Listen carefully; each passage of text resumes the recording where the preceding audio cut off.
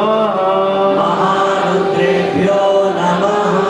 अंधकार से प्रकाश और शुभ संस्कार को जगाते हैं ऐसे तीर्थों को नमन है। ओम सर्वेभ्यः तीर्थेभ्यो नमः। जिसके अभाव में मनुष्य अज्ञान के अंधकार में भटकता ही रहता है, उस महाविद्या को नमन है। ओम महाविद्यायै नमः।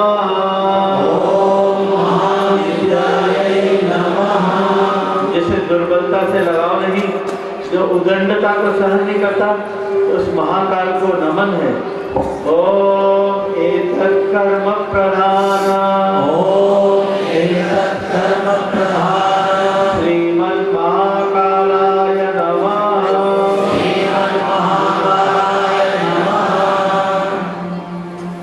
पंचोपचार पूजनम्। यहाँ पर बैठे हुए प्रतिनिधि दंपति आप सबकी ओर से पूजन का क्रम अपनाएंगे। देव आवाहित की हुई देव शक्तियों को पंचोपचार पूजन करेंगे, जिसमें गंधाक्षर, पुष्प, धूप, दीप, नैवेद्य को चढ़ाएंगे। जब हम नैवेद्य चढ़ाते हैं तो भगवान को अपनी कमाई का एक अंश चढ़ाने की भावना करते हैं। जब हम अक्षर चढ़ाते हैं तो भावना करते हैं कि अंशदान नियमित रूप से हम बिना टूटे हुए भाव से देते रहेंगे। जब हम जल चढ़ाते हैं तो भावना करते हैं कि हमारी पसीने की बूंदें युग सृजन के कार्य में जरूर लगें। जब हम दीपक जलाते हैं तो भावना करते हैं कि इसकी सुगंध और इसका प्रकाश, धूप दीप का सुगंध और प्रकाश चारों तरफ बिखेरे। हम ज्ञान का प्रकाश चारों तरफ बिखेरे। परम पूज्य गुरुदेव ने तो ज्ञान हमें बांट ही दिया है, दे दिया है। अब इस ज्ञान को, इस भूखी जनता को, सद्ज्ञान के अभाव में बिलख रही जनता को परोसना ही गायत्री परिवार के परिजनों का मुख्य काम है। तो ये पांचों चीजें अर्पित करेंगे। हमारे बाद में मंत्र बोले। ओम सर्वेभ्यो देवेभ्यो नमः। ओम सर्वेभ्यो देवेभ्यो नमः। हम आदरणीय भाई साहब को सुनेंगे। भाइयों बहनों, ये हमारा सृजनशील युवा सम्मेलन प्रदेश भर के हमारे युवा साथी, उनके मार्गदर्शक, वरिष्ठ कार्यकर्ता और साथ ही बिलासपुर नगर के सभी गणमान्य भाई बहन हमारे बीच में उपस्थित हैं। यहाँ हम सब दीप जला करके भगवान को आहुतियाँ देंगे, माँ भारती की आरती उतारेंगे। मगर यदि बात वर्तमान परिस्थितियों की जाए, जहाँ चारों ओर समस्याएं छाई हुई, युवाओं के जीवन में कई जगह निराशा दिखाई देती है, भटकन दिखाई देती है। कई जगह युवा खुद ही समाज के लिए समस्या बन करके खड़ा है और कई जगह समाज की बहुत सारी समस्याएं युवाओं के सामने मुंह भाई खड़ी हैं। ऐसे समय में एक बार सभी लोग दोनों हाथ ऊपर करके जय घोष करेंगे। बोले भारत माता की, रामदेव की। उठो जवानों बन तेजस्वी, उठो जवानों बन तेजस्वी, सोया राष्ट्र जगावो, भारतीय संस्कृति की गरिमा को फिर से दर्शाओ। ब्रह्म तेज से चमक उठे फिर, भारत देश हमारा, और विश्व को आत्मज्ञान का फिर से मिले उजाला, और विश्व को आत्मज्ञान का फिर से मिले उजाला। एक बार यहाँ से गाएंगे, दूसरी बार हम सब लोग ताली बजा कर बुलंदी के साथ दोहराएंगे। उठो जवान देश के माँ भारती पुकारती, उठो जवान देश के माँ भारती पुकारती, ज्योति क्रांति जगाओ, ज्योति क्रांति जगाओ, करो माँ की आरती। उठो जवान देश के माँ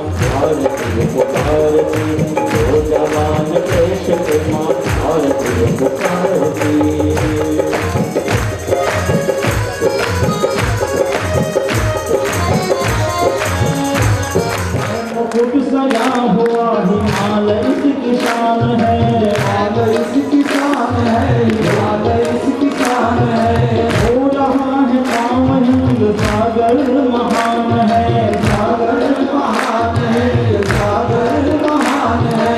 बह रही पवित्र गंगा, बह रही पवित्र गंगा, पाप से उबार दी वो जवान देश के माँ भारती भारती, वो जवान देश के माँ भारती भारती। बुद्ध महावीर की, बुद्ध महावीर की, बुद्ध महावीर की। राम कृष्ण की भूमि बुद्ध महावीर की, बुद्ध महावीर की, बुद्ध महावीर की। अवतारों संतों नानक कबीर की, नानक कबीर की, नानक कबीर की। कण में इस धरा के, कण में इस धरा के शक्तियाँ विराजती। वो जवान देश के माँ भारती भारती, वो जवान देश के माँ भारती भारती। ज्योति दान की जलाओ, ज्योति दान की जलाओ, करो माँ भारती भारती।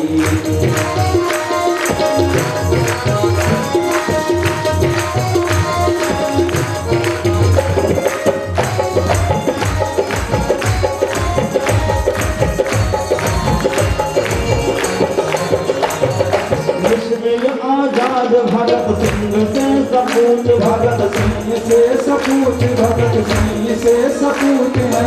जिनके बलिदान राज शान के सबूत है, शान के सबूत है, शान के सबूत है। ढक न जाए इसकी शान, ढक न जाए इसकी शान, कहती है माँ भारती वो जवान देश के माँ भारती भारती, वो जवान देश के माँ भारती भारती।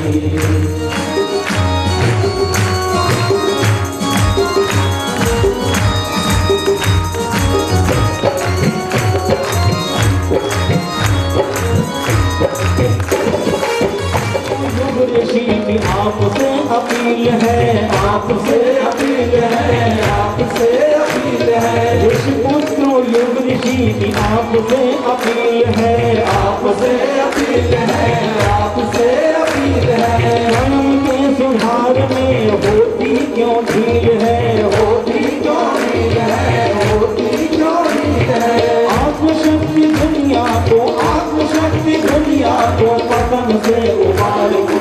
वो जवान देश के माँ भारती भारती, वो जवान देश के माँ भारती।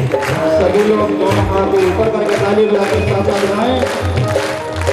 ज्योतिमान की जलाओ, ज्योतिमान की जलाओ, करो माँ की आरती। वो जवान देश के माँ भारती भारती, वो जवान देश के माँ भारती भारती, वो जवान देश के माँ भारती भारती, वो जवान देश के माँ भारती भारती, वो जवान देश के माँ भारती भारती। बोलिए भारत माता की जय, गुरुदेव की। हमारे देश में तो पक्षी का उदाहरण है। कोई देश की महिला जिसको असुर उठा करके ले जा रहा है, बूढ़ा निहत्था पक्षी, वो भी उसकी रक्षा करने दौड़ पड़ता है, क्योंकि उसके कान में वो समय की, भारती की पुकार पड़ती है। वो उस संकट को नहीं देखना चाहता। जिस असुर के सामने कोई नहीं टिकता, उसके सामने वो पक्षी लड़ने के लिए तैयार है। और वहीं दूसरे युग का एक उदाहरण मिलता है भीष्म पितामह का, जहाँ उनके कानों में भी एक महिला की आवाज़ पड़ती है, पुकार पड़ती है, मगर किसी असमंजस में, किन्हीं कारणों से उसको अनसुना कर देते हैं। जीवन भर उसका प्रायश्चित होता है।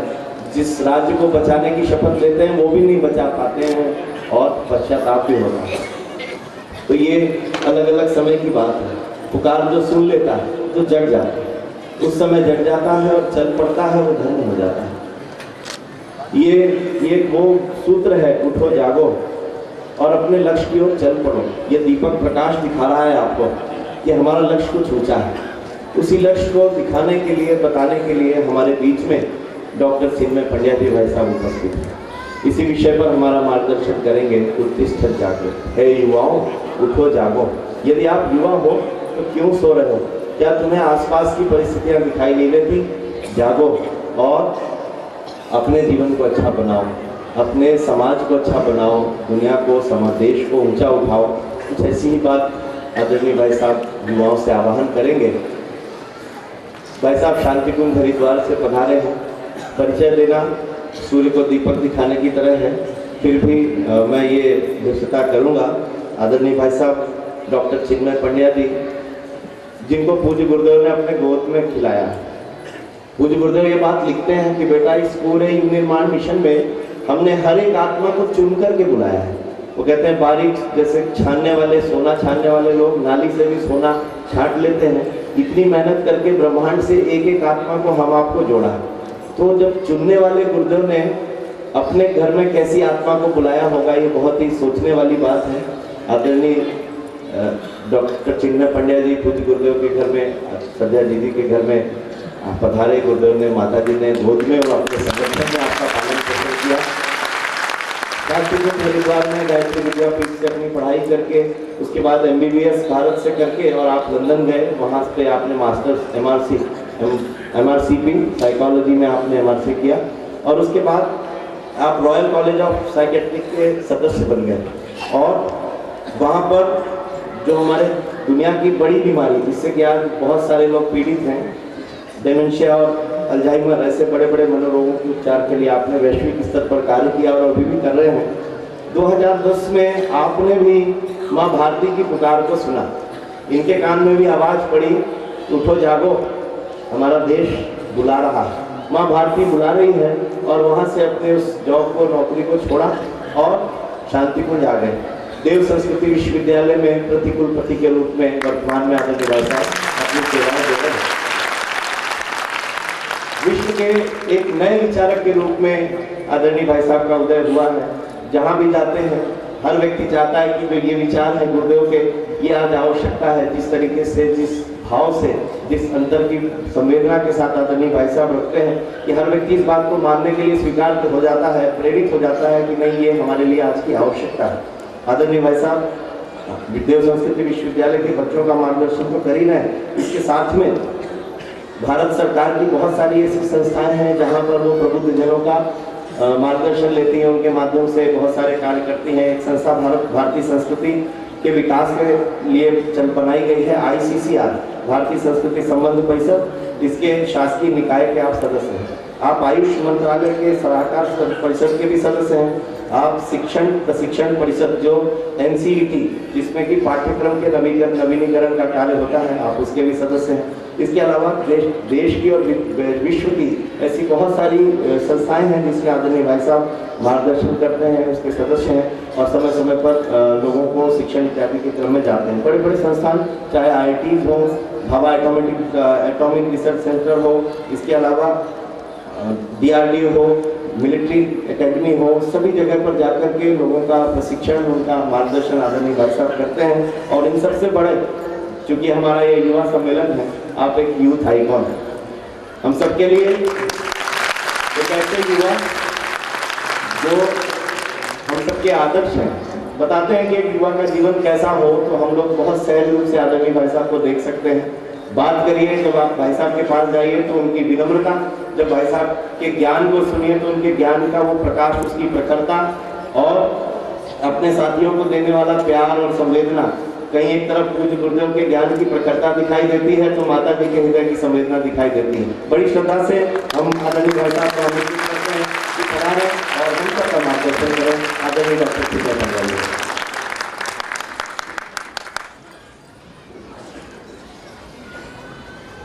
धन्यवाद आशीष। तो यहाँ कोने कोने पर बल्ब लगे हुए हैं, उनको देख करके धोखा हो जाता है कि बल्ब हमें प्रकाश दे रहे हैं।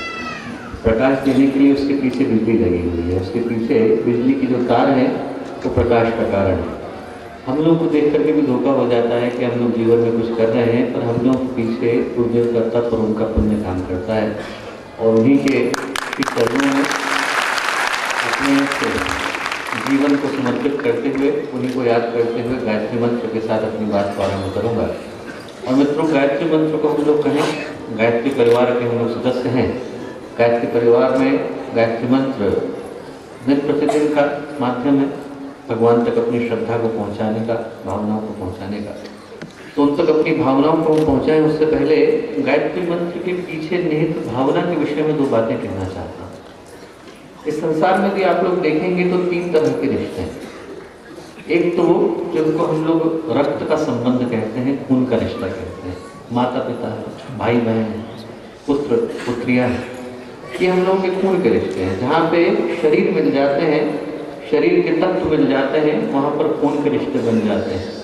और इससे ऊपर का रिश्ता होता है भावनाओं का रिश्ता, मन का रिश्ता, जहाँ पर मन, विचार, भावनाएं उनके अंदर तादाद में आ जाता है, उनके अंदर समरसता आ जाती है, वहाँ पर मन के रिश्ते बन जाते हैं।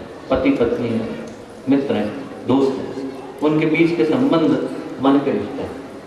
पर उससे ऊपर उठ करके भी एक रिश्ता है, शरीर के रिश्ते छूट जाते हैं। एक जन्म में जो आपके माता पिता थे, हो सकता है अगले जन्म में ना हो। एक जन्म में जिनके साथ मन की भावनाएं जुड़ी थी, संस्कार बने थे, हो सकता है अगले जन्म में वो छूट जाएं। पर उससे ऊपर उठ करके एक रिश्ता होता है जहाँ पर आत्मा से आत्मा का संबंध जुड़ जाता है, भक्त और भगवान का संबंध, गुरु और शिष्य का संबंध। वो एक ऐसा रिश्ता है जो एक बार बन जाता है तो जब तक आत्मा भवसागर से पार नहीं हो जाती, तब तक श्रद्धा की डोर उसको पकड़ करके खींच करके चलती है। और दोस्तों, हम लोग भी गुरुदेव के साथ श्रद्धा की डोर से बन जाते हैं। माँ गायत्री के साथ भक्त और भगवान का हमारा संबंध, जिस चीज से आत्मा के संबंध को पोषण मिलता है, जिस गुण से, जिस तत्व से, उसका नाम है श्रद्धा। और श्रद्धा की परीक्षा कठिनाई के क्षणों में होती है। स्वामी रामकृष्ण परमहंस कहा करते थे कि तोता होता है, राम राम कहना सीख लेता है, जिंदगी में राम राम बोलता है, और जैसे बिल्ली पकड़ने को आती है टेंटे टेंटे बोलने लगता है। तो आदमी की श्रद्धा की परीक्षा तब होती है जब बिल्ली पकड़ने को आए तब भी उसके मुंह से राम राम निकले। जिंदगी में कठिनाई आए तब भी हमारे मुंह से यदि गुरुदेव का नाम निकलता है, भगवान का नाम निकलता है, और हमें यही लगता है कि हमारे जीवन में जो कठिनाई आ रही है उसके पीछे भी तो माँ गायत्री खड़ी, उसके पीछे भी तो भगवान खड़े, उसके पीछे भी तो गुरुदेव का हाथ है, माँ गायत्री का आशीष है, उन्हीं का क्रोध है, उन्हीं की करुणा है, उन्हीं की कृपा है, उन्हीं का कोप है। तो फिर हमारे हृदय में श्रद्धा का सही उदय होता है, तब जीवन में श्रद्धा की सही परीक्षा होती है। तो मैं आप सबसे विनम्र निवेदन करूंगा कि एक बार अपने अपने अंतर्मन की उस श्रद्धा को हम लोग टटोलें, जिसके माध्यम से, जिसकी डोर के माध्यम से हम लोग परम पूज्य गुरुदेव के साथ, परम वंदनीय माता जी के साथ, माँ गायत्री के साथ, भगवान के साथ, उस परम शक्ति के साथ जुड़े हैं, उस परमात्मा के साथ जुड़े हैं जो हमारे जीवन को, हमारे चाहे अनचाहे, जाने अनजाने सही पथ पर लेकर के चलते हैं। इस भावना के साथ यदि हमारे हृदय की श्रद्धा में कहीं कोई कमी हो गई हो तो एक बार फिर से अपना अहंकार को उनके सामने अर्पित करते हैं, समर्पित करते हैं, और इस भावना के साथ उनके आगे अपने जीवन को अर्पित करते हैं कि हे प्रभु, आप हमें सही पथ पर लेकर के चले। विश्वास हमारे अंदर निकल करके आए, श्रद्धा निकल करके आए, आस्था निष्ठा प्रगाढ़ हो, हमारे अंदर का जो विश्वास है वो कभी न टूटे। इस भावना के साथ एक बार माँ गायत्री का आवाहन, परम पूज्य गुरुदेव को, परम वंदनीय माता जी को निमंत्रण। तो जहाँ पर हैं एक बार स्थिर होकर के बैठ जाएं, शरीर को, मन को, चित्त को शांत करते हुए, भावनाओं को विराम देते हुए एक बार परम पूज्य गुरुदेव को, परम वंदनीय माता जी का आवाहन, निमंत्रण। माँ गायत्री की पुकार।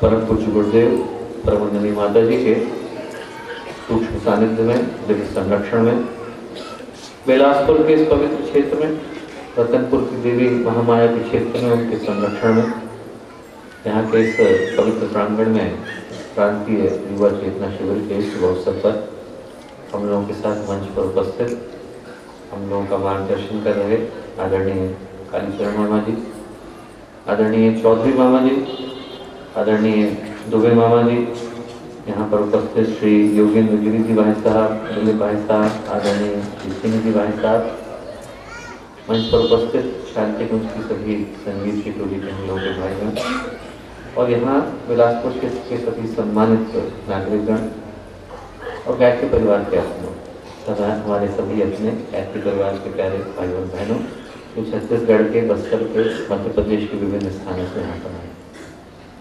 मित्रों, दीप यज्ञ का अवसर है और संदेश का अवसर। दीपकों को तो हम लोग घर पर भी जला सकते थे, यहाँ आने की आवश्यकता नहीं। हम लोग नित्य प्रति अपनी पूजा के क्रम में दीपकों को जलाते हैं। यहाँ पर जब हम दीप यज्ञ को करते हैं तो संदेशों को ले जाने के लिए करते हैं। तो आज के दिन उसी संदेश के विषय में आपसे दो बातें करना चाहता हूँ। और उस संदेश के मर्म पर हम लोग आए हैं, उससे पहले जिस संसार में हम लोग रह रहे हैं उसके ऊपर एक विहंगावलोकन कर लेना जरूरी होगा। उसके ऊपर एक दृष्टि दौड़ा लेनी जरूरी होगी कि जिस संसार में हम रह रहे हैं इसकी खासियत क्या है, विशेषता क्या है।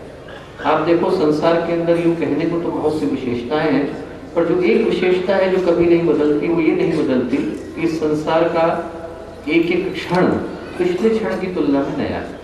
संसार का आर्थिक प्रवाह, गति, क्रियाशीलता है, परिवर्तन है, बदलाव है। यहाँ पर हर दिन दूसरे दिन की तुलना में नया है। आज का दिन है 2 दिसंबर 2017 का। हम कल के दिन चाहें कि ये फिर से आ जाए तो संभव नहीं, वो दिन बदल गया है, क्षण बदल गया है। 5 मिनट बाद वो क्षण नहीं रहेगा जो अभी था। ये वायु बदल जाएगी, हवा बदल जाएगी, पानी बदल जाएगा। हम लोग छोटे थे तो हम लोग की सोच कुछ और थी, बड़े हो गए तो कुछ और हो गई। शास्त्र कहते हैं संसरति संसारा, जो निरंतर सरक रहा है, आगे की ओर बढ़ रहा है, उसका नाम संसार है। जो निरंतर गतिशील है, प्रवाहमान है, जिसके अंदर परिवर्तन है, बदलाव है, जिसके क्षण क्षण के अंदर एक नई और नूतन संभावना बैठी हुई है, सिमटी हुई है, उसका नाम संसार है। 3 साल के थे तो हम लोग कुछ और थे, 30 के हो गए तो कुछ और हो गए। हर क्षण हम बदल रहे हैं। 27 दिन के अंदर वैज्ञानिक कहते हैं कि हमारे शरीर की कोशिकाएं बदल जाती हैं। हमारी त्वचा की एक एक कोशिका अपने आप को बदल लेती है। हमारी जो रक्त कोशिकाएं हैं वो 120 दिन के अंदर अपने आप को बदल लेती हैं। तो टेक्निकली 120 दिन के अंदर आप नए इंसान होकर के खड़े हैं। आपका शरीर बदल गया, आपका मन बदल गया, आपकी भावनाएं, आपका दृष्टिकोण बदल गए, आपके संबंध बदल गए। हम कभी पुत्र थे, पति हो गए, पिता हो गए, नाना नानी हो जाएंगे, दादा दादी हो जाएंगे। देखते देखते संबंध बदल जाते हैं। आदमी यहाँ पर हर क्षण बदल रहा है दोस्तों। इस बदलाव के दौर में यदि हम लोग पिछली 2 शताब्दियों के मानव जाति के प्रगति को, उसके विकास को